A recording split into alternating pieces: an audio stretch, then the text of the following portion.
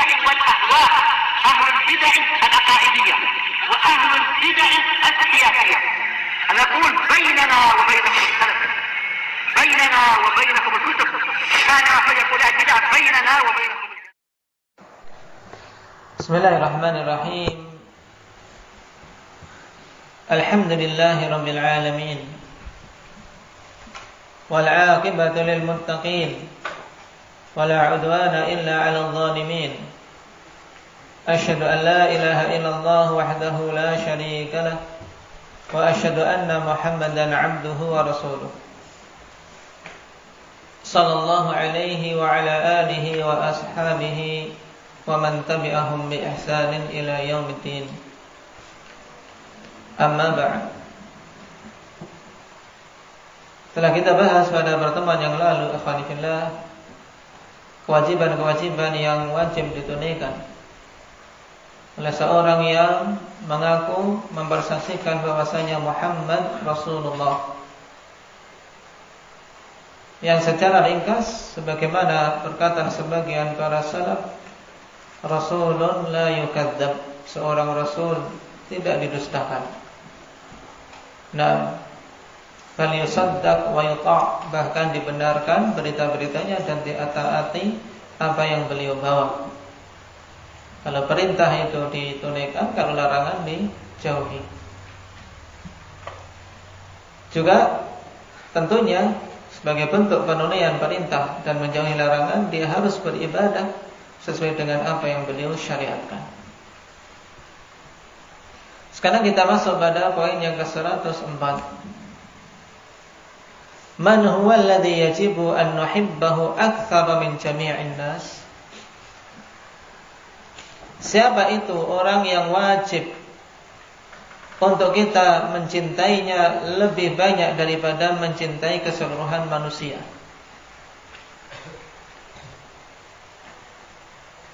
Dan ini perkara penting, karena Allah Subhanahu wa taala telah menetapkan pada hati-hati kita itu ada rasa cinta terhadap sesuatu. Dan beliau atau yang ditanyakan di sini yaitu apa? Seseorang yang wajib kecintaan kita tersebut diberikan kepadanya melebihi kecintaan kepada semua manusia, baik orang tua kita, anak-anak kita, keluarga kita, bahkan terhadap diri kita sendiri.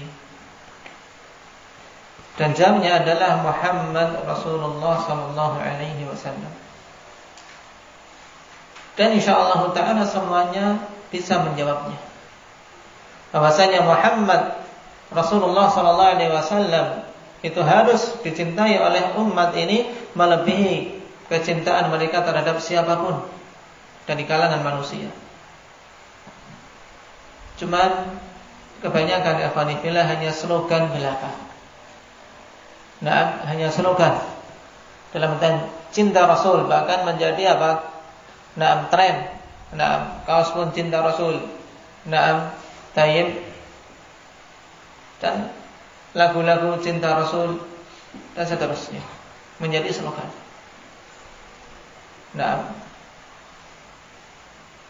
Akan tetapi jauh dari bukti yang diinginkan.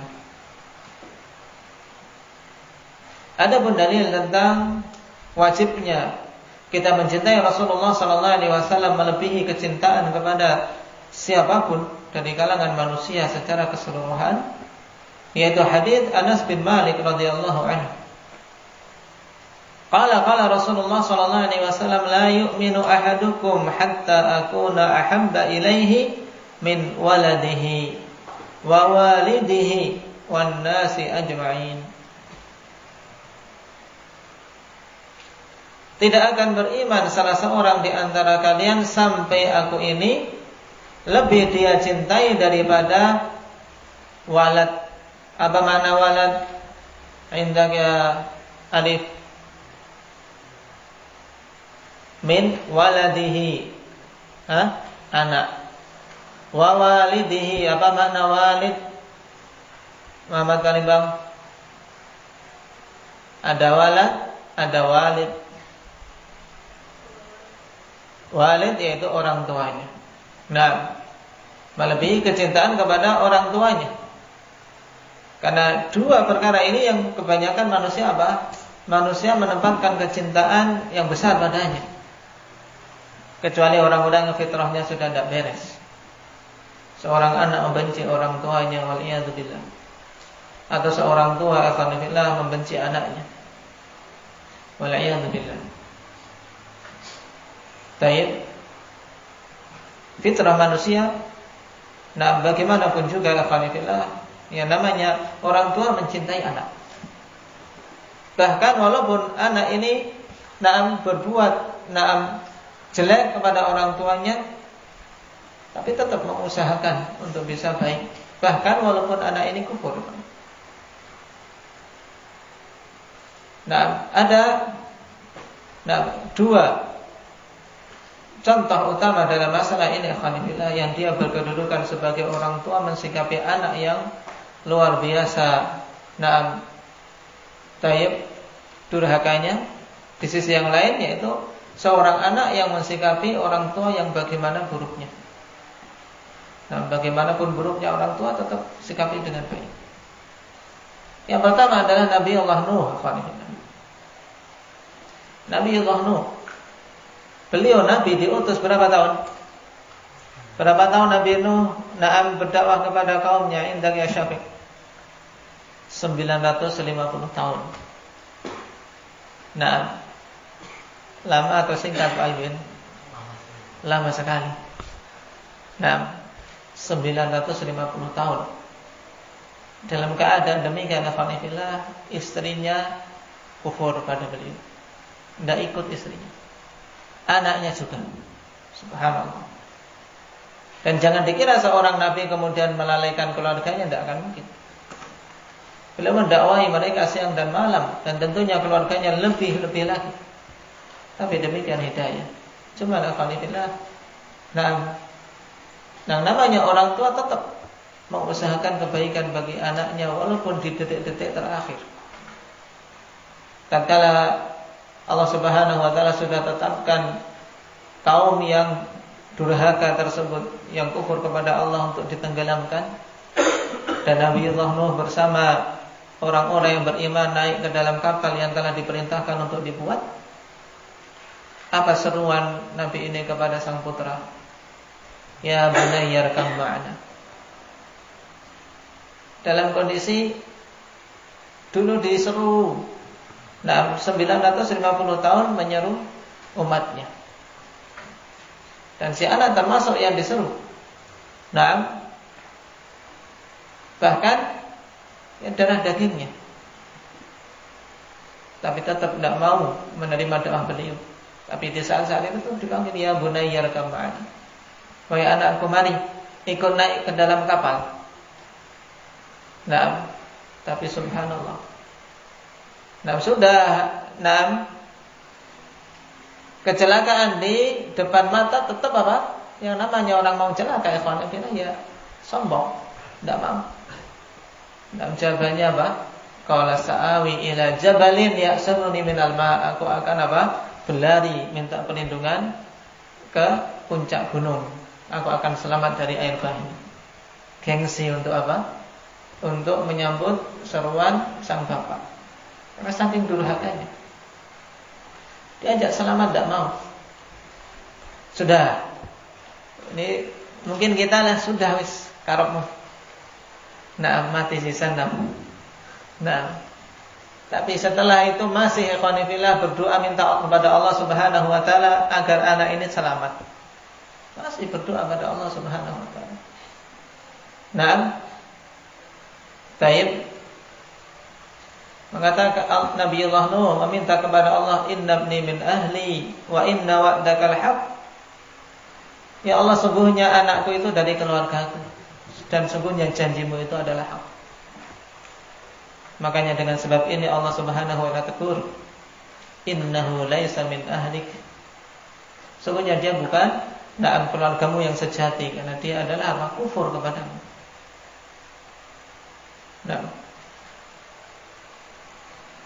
seorang bapak bagaimanapun ya tetap mencintai anaknya. Maka jangan berhenti dari mendoakan anak selama mereka masih hidup. Mendapati kenakalan sebagaimana sebejat apapun, ikhwanifillah waliyadzubillah, doakan. Tidak ada ruginya orang tua mendoakan anak dengan kebaikan, tidak ada ruginya. Bahkan kita dilarang dan sangat dilarang mendoakan keburukan dengan ucapan-ucapan buruk sekali kepada anak. Nah, doakan kebaikan. Baik, doakan kebaikan kepada anak. Nah, sampai akhir hayat kita. Karena baiknya mereka adalah simpanan kebaikan bagi kita juga. Kemudian kondisi sebaliknya, seorang anak yang mensikapi orang tuanya yang kufur, Nabiullah Ibrahim. Nabiullah Ibrahim menjadi teladan dalam masalah ini. Bagaimana mengusahakan dan mendakwai bapaknya dengan begitu lembut. Sebagaimana Allah kisahkan dalam surat Maryam, kalimat-kalimat yang begitu santun dari seorang anak. Ya abati la ta'budi syaitan, inna syaitana kana lirrahmani 'asiya. Yang sebelumnya beliau menjelaskan kepada sang ayah bahwasanya Allah telah memberikan kepadanya ilmu. Ya abati inni qad ja'ani minal ilmi ma lam ya'tika. Ma lam ya'tika fattabi'ni ahdika siratan mustaqimah. Ahdika siratan sawiyah.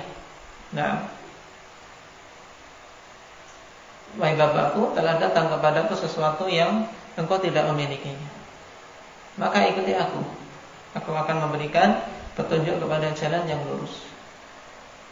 Ya abati. Ya abati ini panggilan yang sangat santun, kawan. Tapi sang bapak tetap saja berada di atas kekufuran.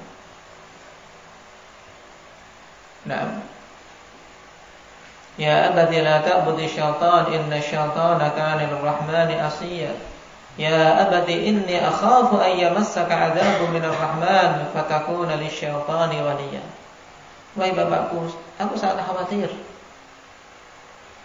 Engkau tertimpa azab dari Allah Subhanahu wa taala. Dan engkau menjadi pengikut syaitan.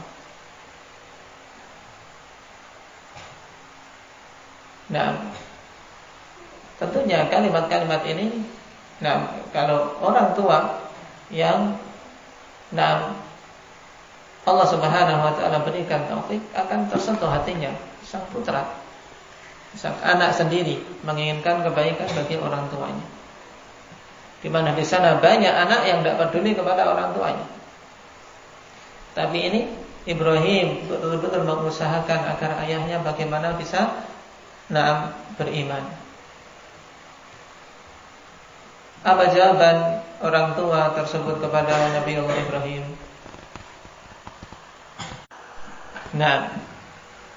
Dia mengatakan, qala raghibun anta an alihati ya Ibrahim. Kau benci sesembahan wahai Ibrahim.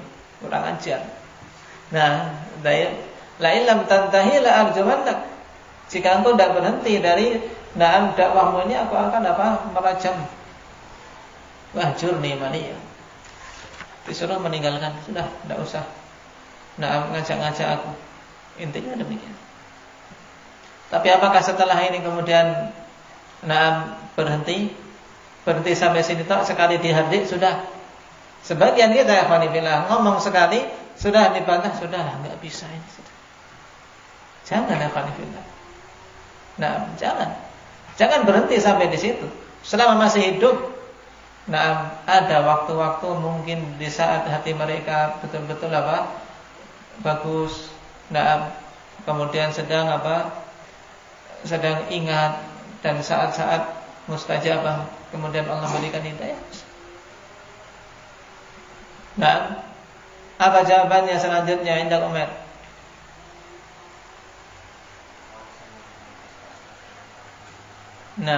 Qala salamun alaik. Ya, sa'astaghfiru laka rabbi innahu kana bi hafiya. semoga keselamatan atasmu. Aku akan memintakan ampunan untukmu. Karena sungguhnya Allah itu terhadapku sangat lembut. Tapi tatkala telah jelas akhwanifillah ini tekad Ibrahim. Nah, tapi setelah jelas kekufuran bapaknya, kemudian dia berhenti dari memintakan ampun. Ini usaha yang sangat besar dari seorang anak. Karena memang fitrahnya yang namanya orang tua yang mencintai anak, dan yang namanya anak yang mencintai orang tuanya, mengusahakan kebaikan. Karena hakikat cinta yang sebenarnya akhwanifillah yaitu apa? Mengusahakan kebaikan untuk siapa-siapa yang kita cintai. Nah, itu bentuk kecintaan yang benar. Dan kita dalam mencintai Rasul sallallahu alaihi wasallam dituntut untuk lebih dari itu semua. Lebih dari kecintaan kita terhadap anak, terhadap orang tua, dan terhadap keseluruhan manusia. Yang bentuk kecintaan kita tersebut bukan kemudian dengan bersenandung, dengan apa? Dengan nyanyi-nyanyi. Nah, tapi dengan apa? Dengan apa, Pak Albin?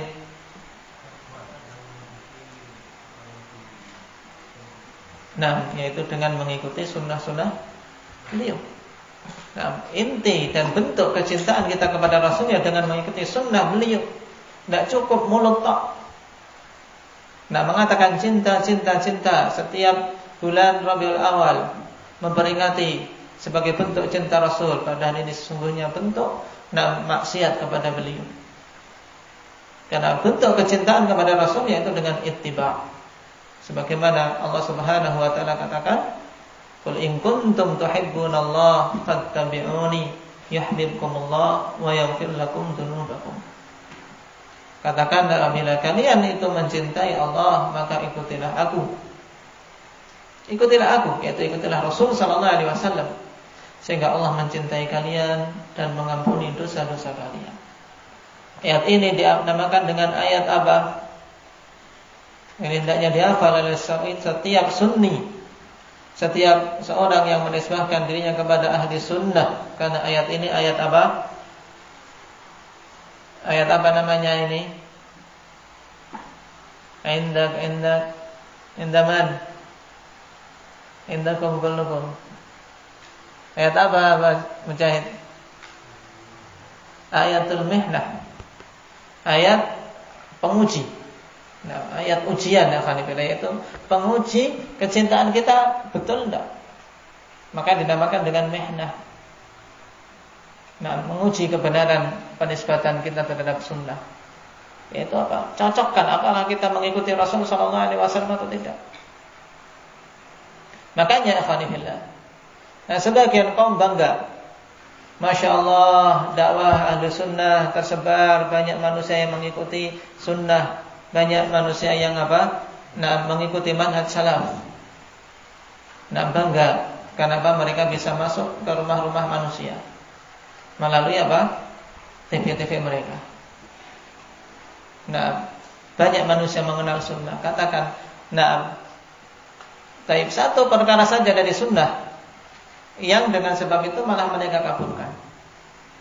Yaitu apa?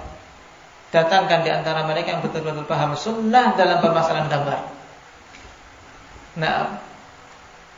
Taib, bagaimana paham sunnah? Sedangkan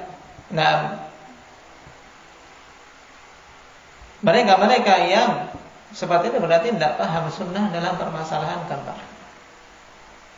Taib, tidak paham sunnah dalam permasalahan apa? Ghaddul basar.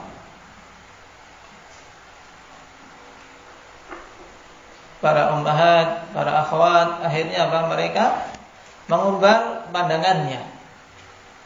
Padahal Aisyah radhiyallahu anha ketika masuk Ibnu Ummi Maktum, kepada Rasul sallallahu alaihi wasallam diperintahkan untuk apa? Untuk masuk. Aisyah, bayangannya bukankah dia buta wahai Rasul sallallahu alaihi wasallam? Iya, buta dia, tapi kamu enggak buta. Abdullah bin Ummi Maktum buta, tapi kamu Aisyah enggak buta, kamu masuk sana. Demikian. Mana yang paham sunnah dalam masalah ini? Padahal hati-hati mereka, ikhwani fillah, hati-hati para sahabat lebih bersih dari kita. Kemudian kita mengizinkan para ummahat, para akhwat, para wanita nongkrong di depan televisi melihat ceramah. Ini tidak dikatakan menyebarkan sunnah, bahkan mengkaburkan perkara sunnah. Sehingga seorang menisbahkan diri kepada sunnah dalam keadaan tidak paham. Nasallallahu taufiq wassalam. Cukup dua perkara ini sebenarnya. Mana pemahaman yang benar dalam masalah gambar, dan mana pemahaman yang benar dalam permasalahan bantul basar. Bagi para akhwat yang seharusnya mereka dihasung untuk menundukkan pandangan. Dan dihasung untuk memiliki sifat malu melihat para lelaki. Tapi dengan adanya acara-acara di TV mereka menjadi semakin berani. Semakin berani untuk mengumbar matanya. Bahkan dengan yang lebih parah lagi, menganggap itu sebagai suatu ibadah. Ini lebih parah lagi. Karena menganggap itu bernilai ibadah karena ini menghadiri ikut mendengarkan ceramah. Makanya sungguh seandainya nasihat Syekh Albani rahimahullah taala diamalkan oleh setiap dai yang menginginkan kebaikan, akan tercapai kebaikan. Yaitu cukup bagi mereka suaraku kalau mereka menginginkan faedah. Yang diinginkan faedah adalah suara, bukan bentuknya. Betapa banyak dulu para a'immah kita, ikhwanifillah, kalau kita melihat bentuknya, mungkin melihat surahnya takut. Tapi Allah angkat mereka dengan dengan ilmu. Angkat dengan ilmu. Maka dulu kisah siapa yang kalian ingat? Yang dia kalau seandainya keluar main ke anak-anak pada lari. Karena memang ikhwanifillah Allah berikan fisik yang buruk, tapi dia sadar, aku tidak akan naik derajatku, tidak akan dimuliakan kalau tidak menempuh cara yang benar. Akhirnya dia menuntut ilmu, menjadi seorang alim, ikhwanifillah, manusia akhirnya mendekat. Kalau tidak ya semuanya tidak akan mendekat.